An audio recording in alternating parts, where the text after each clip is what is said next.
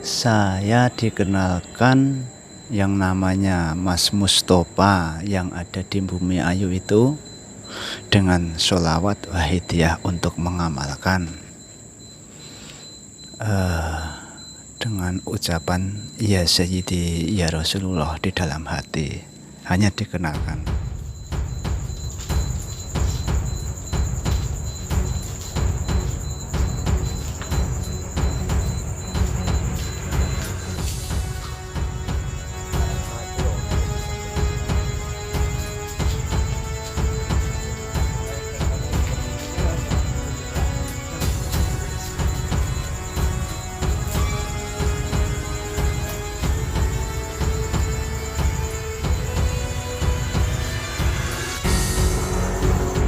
Inilah pengamal sholat wajib asal dari kota Solo.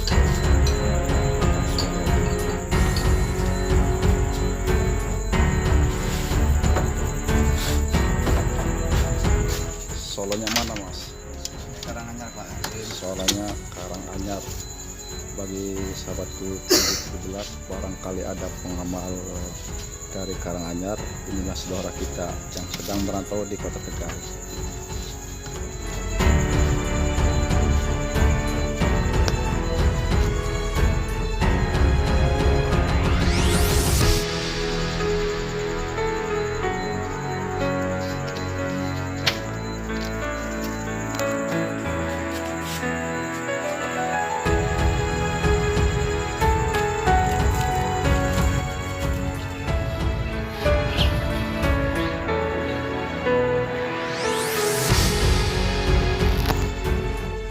Assalamualaikum warahmatullahi wabarakatuh.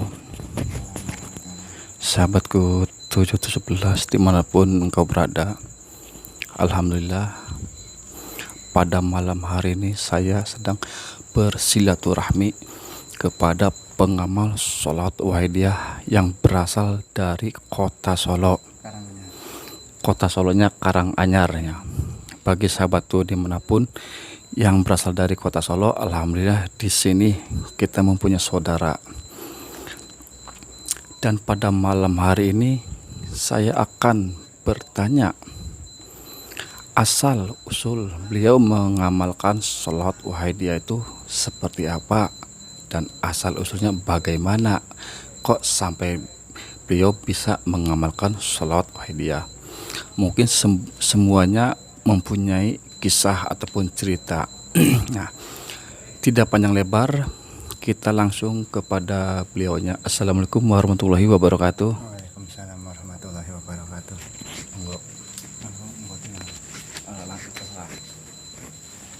Bismillahirrahmanirrahim. Alhamdulillahilladzi atana bil wahidiyati bil fadli rabbina. Alhamdulillah salatu wassalam alaika wal alaihi ya khairul anam. Rabbuna harim wa anta tuhul qadim wasfalana indal har. Ya ayyuhal ghausu salamullah alaika rabbini bi idnillah. Wangdur ilayya sayyidi binatrah musilatil hadratil aliyah.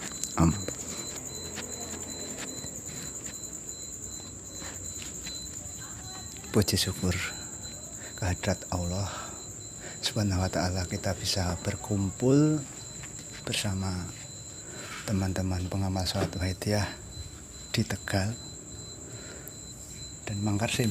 Ya, ingin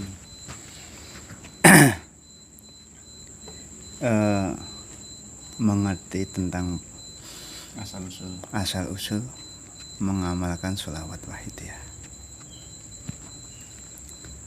Pertama-tama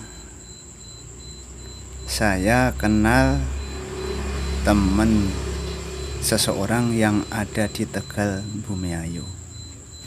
Terus saya merantau di Tegal. Itu pada tahun berapa? Tahun 2003-2004. Ya. Sesama di tempat kos-kosan, saya dikenalkan yang namanya Mas Mustopa yang ada di Bumi Ayu itu dengan sholawat wahidiyah untuk mengamalkan eh, dengan ucapan ya Sayyidi ya Rasulullah di dalam hati, hanya dikenalkan sebagai berikut. Emang keadaan waktu itu emang aku lagi susah, usaha saya merosot, Kamu tahu usaha apa, Mas? usaha jualan bakso. Terus ya pengen supaya semua bisa berkah, terus ada hasilnya, istilahnya namanya saja usaha ya pengennya berhasil lah. Ngobrol-ngobrol, tiap malam ngobrol, dan pada saat itu ada juga pengamal baru juga di situ, jamaah orang 3. Tapi saya belum mengamalkan, belum tahu apa itu sholawat wahidiyah, paling yaitu tadi dikenalkan dengan ucapan ya Sayyidi ya Rasulullah. Di saat itu beliau lagi bermujahadah.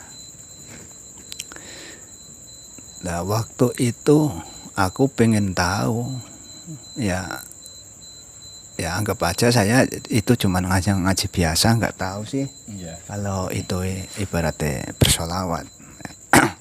Sepengetahuan aku cuma ngaji. Tapi begitu perjalanan ngaji itu, bersolawat itu, nggak taunya saya ketiduran di situ, Mang. Ketiduran pada saat beliau Pak, mujahadah. ya akan mujahadah. Waktu itu saya ketiduran di situ,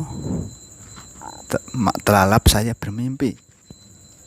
Tapi saya masih setengah dengar keadaan kalimat-kalimat yang diucapkan, tapi saya nggak tahu itu kalimat apa, wahidiyah itu istilahnya.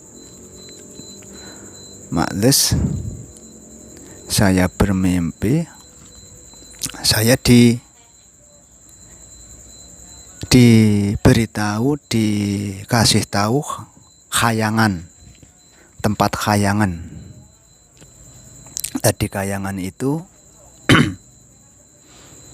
saya dibilangin orang.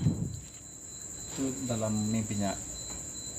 Iya, dalam mimpi aku dibilangin orang, "Dek, tolong sampean jangan duduk di batu itu di tengah sawah." Saya diperlihatkan di kayangan itu ada sawah yang lebar, yang luar biasa. Di situ ada persawahan. Di tengah-tengahnya ada batu. Setelah itu saya manut lah istilahnya. Saya diperingatkan nggak boleh duduk di situ, saya manut. Nurut karena yang bilangin aku, yang ngomongin aku bahwa di situ ada seseorang yang bertapa, sebentar lagi mau keluar. Setelah itu nggak taunya di situ ada rombongan, nggak tahu itu pengamal atau bukan. Yang satu itu bawa surban. Siapa itu? Saya kurang tahu siapanya, pokoknya yang intinya seakan-akan ketua lah istilahnya di situ. Terus banyak murid-muridnya di belakangnya itu bawa surban, mau menjemput yang bertapa di batu tadi. Setelah di depan batu, yang bertapa tadi bisa keluar dari batu dan membawa yang keluar tadi juga jubahan putih yang keluar dari batu tadi. Ya seorang kiai lah, pokok intinya baju putih. Saya waktu itu belum kenal siapa lah istilahnya.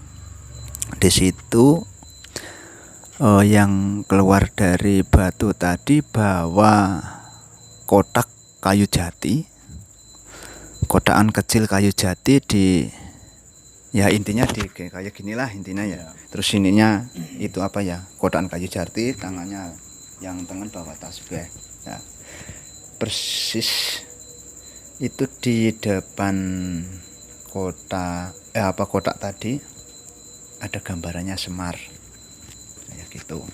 Tapi saya nggak tahu itu isinya apa, yang nggak tahu. Terus beliau kembali lagi berjalan rombongan untuk kembali dari pertapaan tadi kayak gitu. Akhirnya setelah saya bangun, wong mujadah belum selesai, saya sudah bangun kayak gitu. Ngajinya tadi belum selesai, berarti kan kemungkinan nggak ada 5 menit lah, intinya kan kayak gitu. Mimpin aku, saya kaget. Terus saya nunggu teman-teman yang mujadah orang 3 tadi, saya nunggu sebentar. Iya, nunggu selesai. Terus saya habis selesai, saya langsung tanya, saya ngimpi kayak gini kayak gitu. Terus saya omongin lah dengan detail sama teman-teman aku tadi lah. Terus akhirnya kayak gini si Mustofa tadi, Mas Mustofa, ya udah coba besok kamu ikut bareng-bareng aja di sini, barangkali sampean istilah secara tidak langsung dikenalkan dengan sholawat wahidiyah kayak gitu, secara batin lah intinya kan kayak gitu.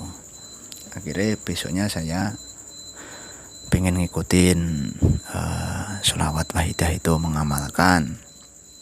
Tapi saya ingin terus delalah, pengennya katanya 40 hari harus setengah jam ya. Itu alhamdulillah saya mengamalkan itu, sekali mengamalkan nggak pernah putus, malah kadang bisa 2 ramban 3 ramban walaupun lama. Pertama ya jamaah, tapi setelah itu saya pengen sendiri, kadang bisa 2 ramban 3 ramban walaupun itu sampai 1 jam apa 1 jam setengah lah, intinya wong bacanya baca Latin, nggak bisa Arab sih ya, belum hafal juga, kemungkinan lebih lah dari 1 jam apa 1 jam setengah. Terus pokoknya setiap malam habis pulang jualan saya terus bermujahadah itu, terus bermujahadah lah. Setelah kalau nggak salah hari kayaknya Jumat Kliwon ke hari 35, belum nyampe 40 saya 35 itu ya seakan-akan kayak udah diberi apa ya Mang, karomah apa ya Mang ya, yes itu ya kelebihan apalah saya nggak tahu lah. Di situ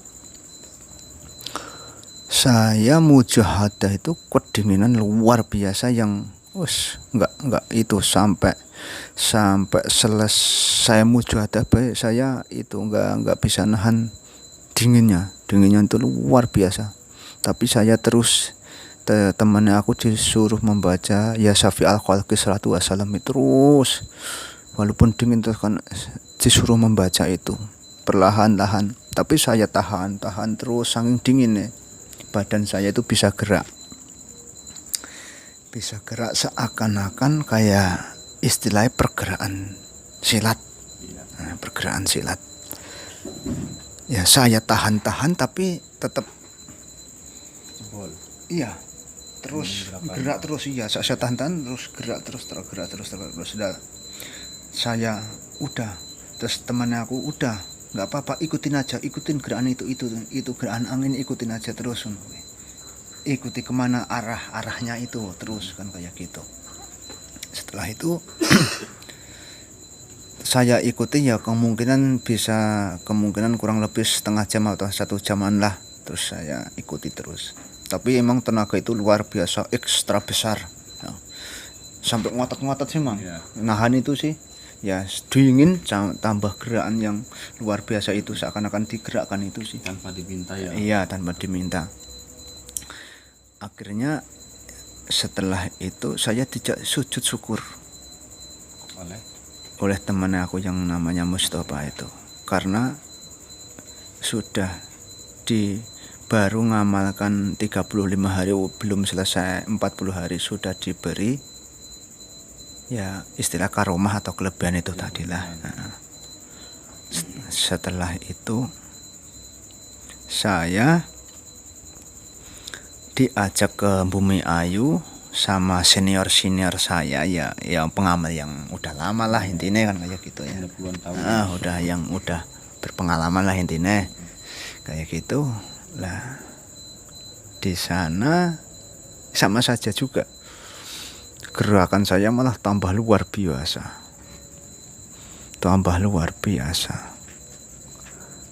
Nah itu Mas, efek dari panjenengan mengamalkan sholat Wahidiyah itu apa Mas? Tentang istilah bab hati atau bab gimana? Ya intinya kalau hati alhamdulillah, intinya banyak ketenangan ya. Kita itu walaupun seakan-akan ibaratnya secara syariat kurang, tapi keyakinan itu lebih mantap. Walaupun kita itu masih bahasanya masih ngalor ngidul lah intinya secara lahir, tapi hati itu semakin seakan-akan ditekan, ketekan, tambah yakin, pokoknya kayak gitu. Nah kan waktu belum mengenal sholat Wahidiyah kan itu juga masih jualan bakso. Iya. Itu antara perjalanan jualan bakso itu sebelum mengamalkan dan setelah mengamalkan, perjalanannya gimana? Mungkin ada perbedaan gitu dalam perjalanan jualannya apa gimana? Ya kalau babakan masalah penjualan itu sih emang ya, itu waktu awal-awalnya saya biasa-biasa saja, walaupun mengamalkan diberi kelebihan apa itu tadi, perasaan jualan itu biasa-biasa saja. Tapi saya nggak tahu itu ya, semakin kesini ya saya pindah ke sana kemari, gampangannya itu pindah kos-kosan itu emang akhirnya lama kelamaan emang ada perubahan untuk usaha intinya kayak gitu, ada perubahan, ada peningkatan ya. Tapi itu prosesnya juga lama, nggak 1 tahun 2 tahun lah, prosesnya lama ya kayak gitu. Setelah istilahnya hidup lagi ya, istilahnya usaha ini tadi hidup lagi ya, pernah jatuh lagi kayak gitu. Jatuh lagi pun nggak 1 tahun 2 tahun ya, kurang lebih saya ingat-ingat 3 tahun lah intinya ya, kayak 3 tahun. Tapi alhamdulillah sekarang ya sedikit demi sedikit dipulihkan lagi, bisa gampangannya ya, sedikit demi sedikit seakan-akan ya alhamdulillah lah bisa bangkit kembali lah intinya kayak gitu lah intinya. Nah itu tanggapan dari entah itu tetangga, teman-teman, tanggapan tentang sholat Wahidiyah bagaimana? Ada yang negatif apa positif?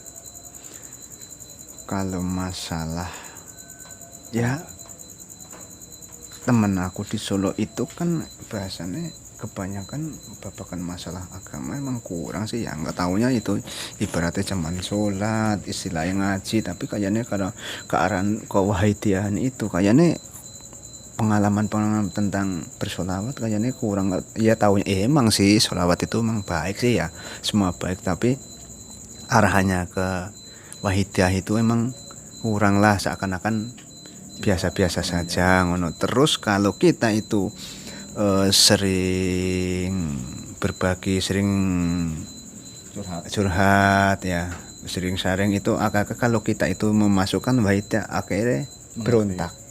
Berontak kayak gitu.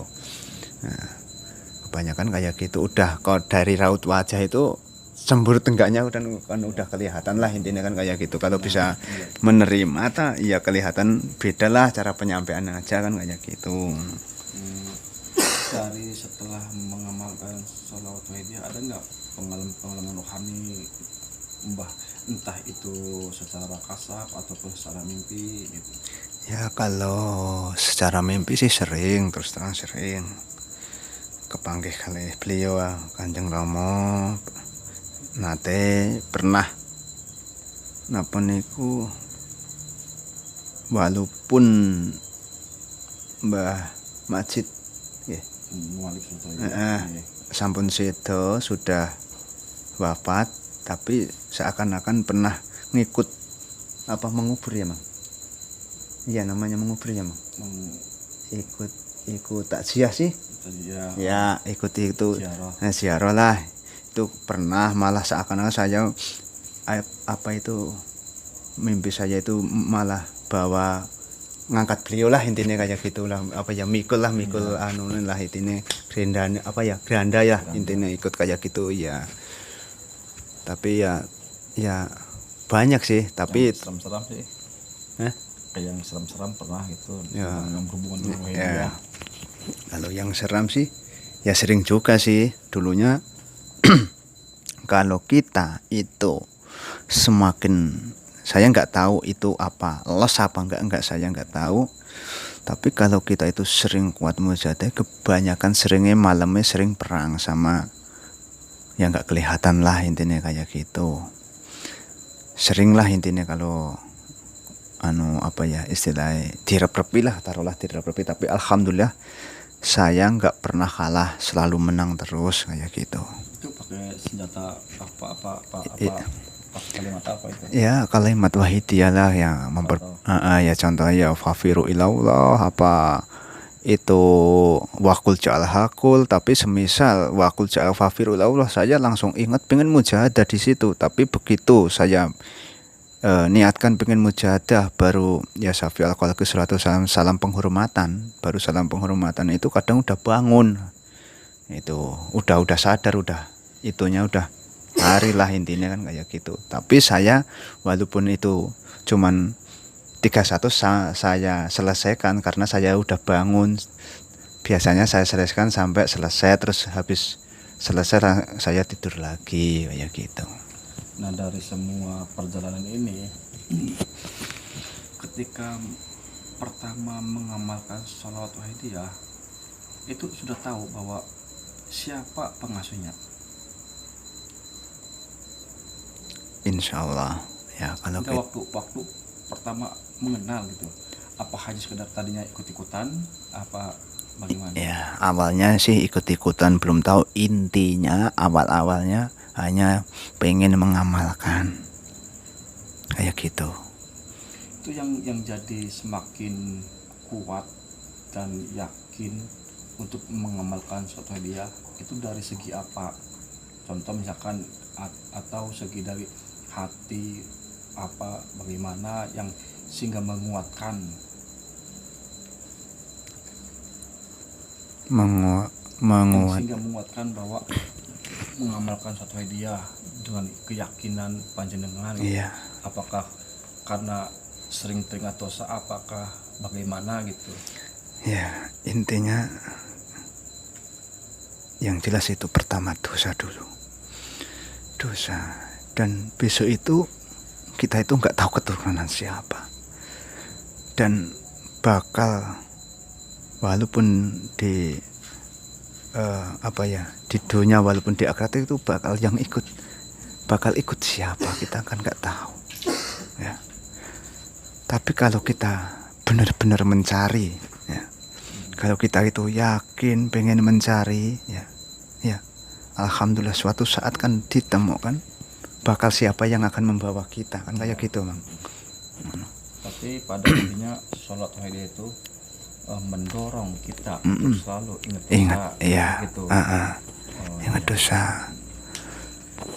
Ada lagi yang mau disampaikan kepada sahabatku 17? Ya, begini saja ya, aku mohon dengan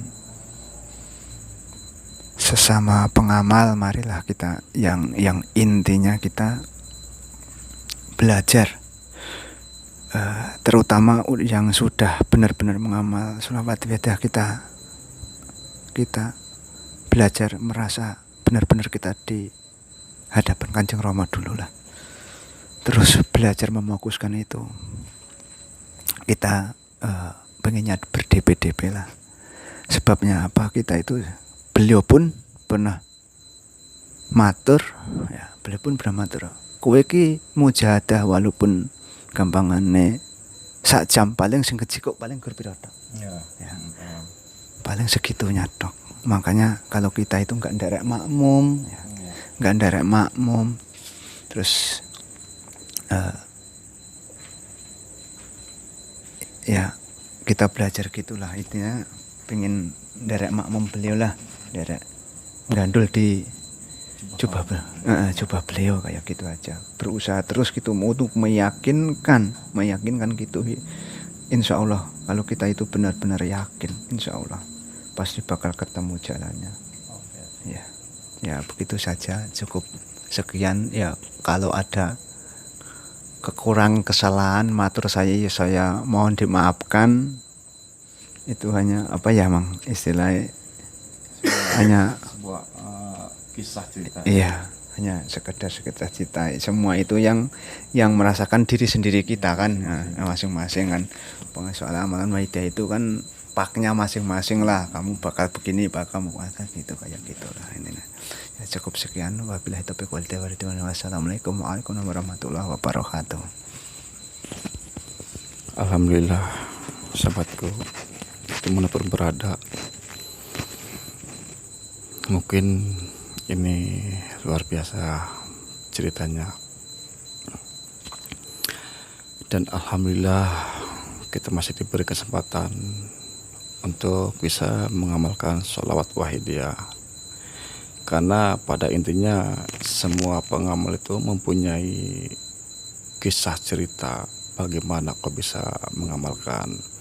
Mungkin ada yang berasal dari hal-hal suatu ya ekonomi, terjebak dalam seperti itu, dan ada juga yang dari rumah tangga, dan ada juga yang lain-lain.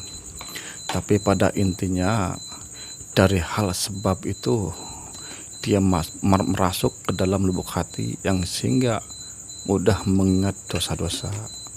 Dan mungkin itu pun tujuan apa namanya, salat wahidiyah itu bertujuan makrifat billah, seperti itu.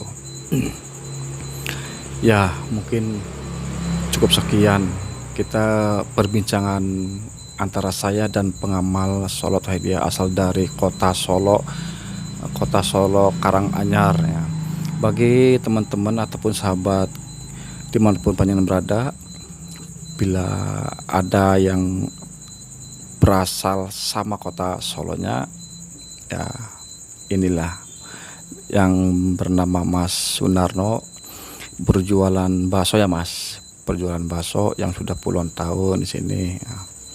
Mungkin cukup sekian dan terima kasih. Wabillahi taufiq wal hidayah. Wa minar rasul sallallahu alaihi wasallam asyafah wa tarbiyah wa minal syuhada zaman radhiyallahu an nadhar wal barakah wal karmah. Assalamualaikum warahmatullahi wabarakatuh.